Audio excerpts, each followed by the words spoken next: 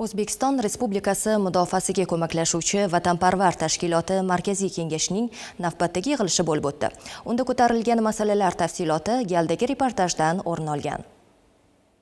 Yig'ilishda ortda qolgan 2024-yilda vatanparvar tashkiloti tomonidan yoshlarni harbiy vatanparvarlik ruhida tarbiyalash, ular orasida sportning texnik va amaliy turlarini ommalashtirish, mehnat bozorida talab yuqori bo'lgan kasb mutaxassislari bo'yicha tayyorlash borasida amalga oshirilgan ishlar tahlil qilindi. Xususan 2024-yilning o'zida 3970 ta harbiy vatanparvarlik va ma'naviy tadbirlar o'tkazilib, ularda 389480 nafar aholi vakillari qamrab olindi. Tashkilotning kalendar rejasiga asosan jami 47 ta respublika miqyosida sport musobaqalari, ularda jami 21378 nafar sportchi yoshlar ishtirok etdi. Shuningdek, tashkilot sportchilaridan iborat milliy terma jamoa jami 10 ta xalqaro sport musobaqalarida 21 ta oltin, 25 ta kumush, 25 ta bronza medallarni qo'lga kiritgan bo'lsa, tashkilotning o'quv muassasalarida 59543 nafar fuqaro turli toifa avtotransport vositalari haydovchiligiga o'qitildi. Bugungi kunda maktablarimizga yangi namunadagi litsenziyalarni olish talablariga asosan o'quv moddiy negizini qayta jihozlash,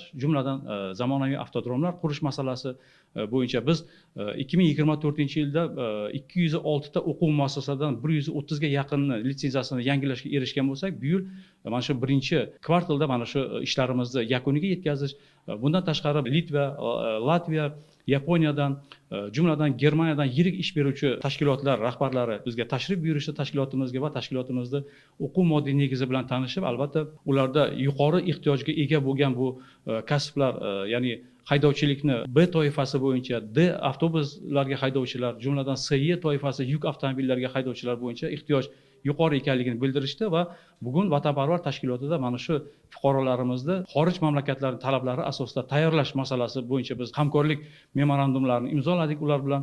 Shu kuni ovozga qo'yilgan O'zbekiston Respublikasi mudofaasiga ko'maklashuvchi vatanparvar tashkiloti faoliyatini takomillashtirish bo'yicha 2025-2026 yillarga mo'ljallangan maqsadli dasturi yig'ilish ishtirokchilari tomonidan tasdiqlandi.